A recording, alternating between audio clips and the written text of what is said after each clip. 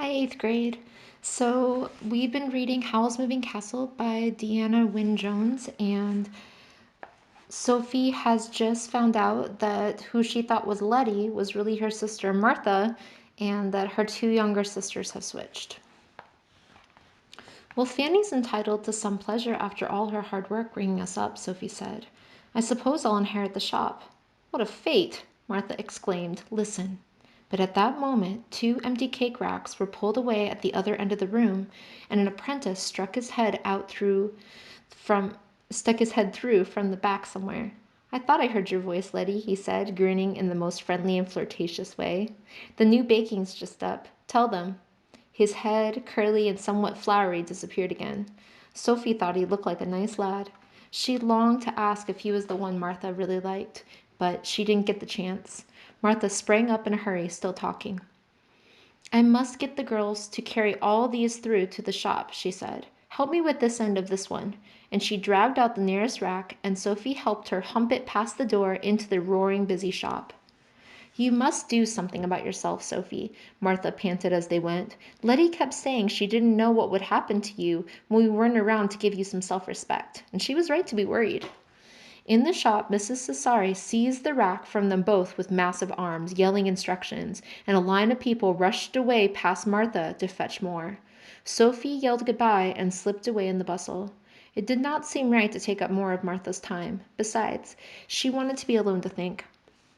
She ran home. There were fireworks now going up from the field by the river where the fair was, competing with the blue pangs from Howl's castle. Sophie felt more like an invalid than ever. She thought and thought most of the following week, and all that happened was that she became confused and discontented. Things just did not seem to be the way she thought they were. She was amazed at Letty and Martha. She had misunderstood them for years, but she could not believe that Fanny was the kind of woman that Martha said.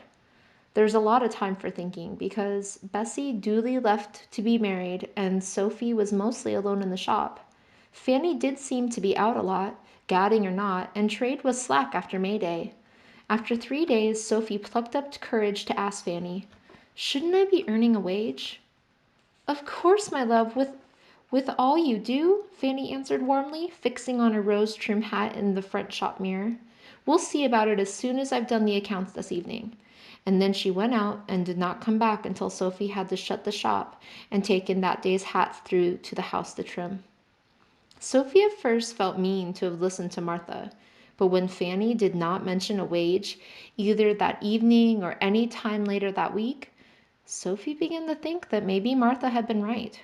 Maybe I am being exploited, she told a hat she was trimming with red silk and a bunch of wax cherries.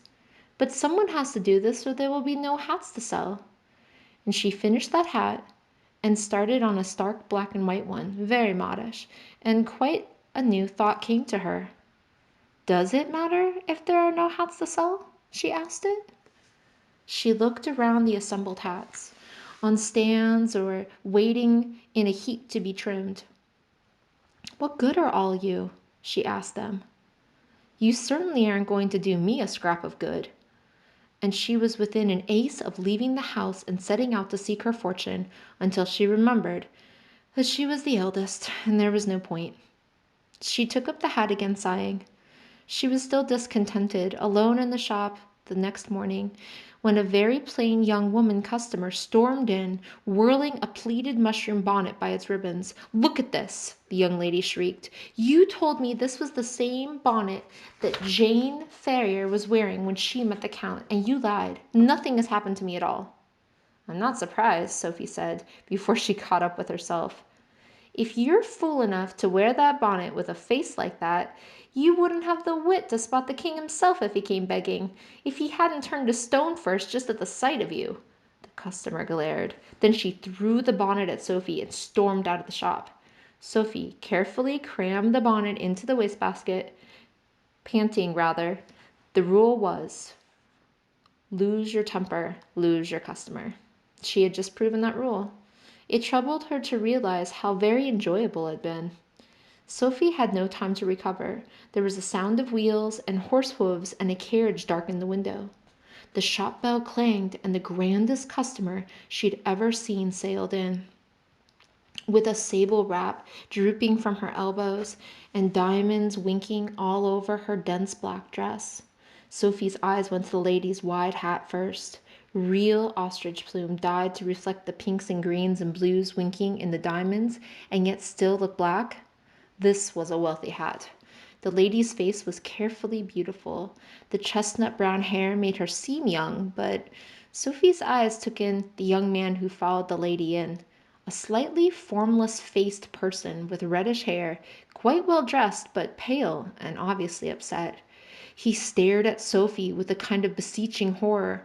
He was clearly younger than the lady. Sophie was puzzled. "Miss Hatter?" the lady asked in a musical but commanding voice. "Yes," said Sophie. The man looked more upset than ever. Perhaps the lady was his mother. "I hear you sell the most heavenly hats," said the lady. "Show me." Sophie did not trust herself to answer in the present mood. She went and got out hats. None of them were in this lady's class, but she could feel the man's eyes following her, and that made her uncomfortable. The sooner the lady discovered the hats were wrong for her, the sooner this odd pair would go. She followed Fanny's advice and got the wrongest first. The lady began rejecting hats instantly. "Dimples," she said to the pink bonnet. "And youth," to the caterpillar green one. To the one with twinkles and veils, she said, "Mysterious allure. How very obvious. What else have you?" Sophie got out the modish black and white, which was the only hat even remotely likely to interest this lady. The lady looked at it with contempt. "This one doesn't do anything for anybody. You're wasting my time, Miss Hatter."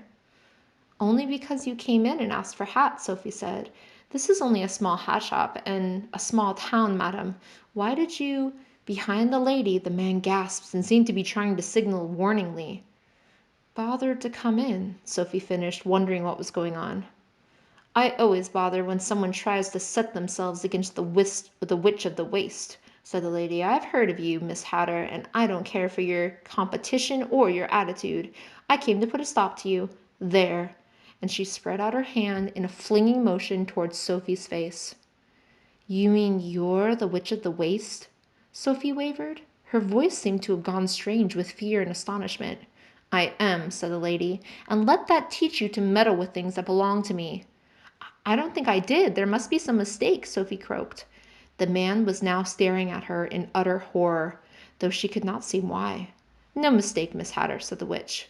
"Come, Gaston," and she turned and swept to the shop door. While the man was humbly opening it for her, she turned back to Sophie. "By the way, you won't be able to tell anyone you're under a spell," she said. The shop door tolled like a funeral bell as she left. Sophie put her hands to her face, wondering what the man had stared at. She felt soft, leathery wrinkles. She looked at her hands.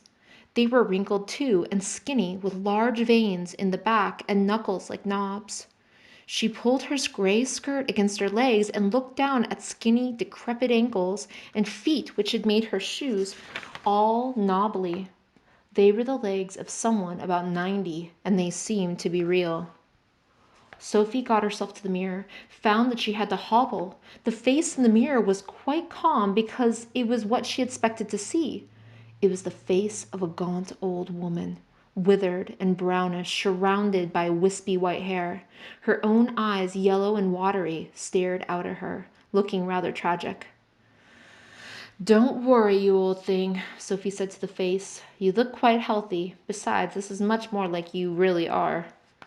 She thought about her situation quite calmly. Everything seemed to have gone calm and remote. She was not even particularly angry with the witch of the waist. Well, of course, I shall have to do for her when I get the chance," she told herself. "But meanwhile, if Letty and Martha can stand being one another, I can stand being like this. But I can't stay here. Fanny would have a fit. Let's see. This gray dress is quite suitable, but I shall need my shawl and some food." She hobbled over to the shop door, carefully put up the closed notice. Her joints creaked as she moved. She had to walk bowed slow, but she was relieved to discover that she was quite a hale old woman. She did not feel weak or ill, just stiff. She hobbled to collect her shawl, wrapped it over her head and shoulders as old women did. Then she shuffled through into the house, where she collected her purse with a few coins in it and a parcel of bread and cheese. She let herself out of the house, carefully hiding the key in the usual place, and hobbled away down the street, surprised at how calm she felt. And here's where we'll stop for today, 8th grade, and we'll find out what happens to Sophie after she's been cast under the spell. Bye, guys.